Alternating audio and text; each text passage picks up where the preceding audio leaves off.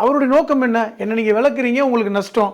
இது போன்று 10 இடங்களுக்கு மேற்பட்ட பாராளுமன்ற தொகுதிகளில் அதிமுக 3ஆம் இடம் வந்ததை நம்ம பார்த்தோம். இது ஒன்று. இப்போ என்ன சாதகம்? இப்போ ஏன் இந்த முடிவை வந்து ஓபிஎஸ் எடுத்திருக்கணும் அப்படின்னு நான் என்ன கணிக்கிறேன்னா, இப்போது அவரே சொன்ன காரணத்தை முதல்ல சொல்லிடுறேன். அவர் என்ன சொன்னார்? 2 முறை பாரத பிரதமர் மோடி தமிழ்நாட்டுக்கு வந்தார். 2 முறையும் சந்திக்க இடம் கொடுக்கல, சந்திக்கிறதுக்கான அப்பாயின்மெண்ட் கொடுக்கல. அனுமானம் இருக்குல்ல, அதான் சொன்னார். சந்திக்க கொடுக்கல. அதுக்கு காரணம் வந்து எடப்பாடி தான் அப்படிங்கிற முடிவுக்கு அவங்க வந்தாங்க. எடப்பாடி விரும்பலை.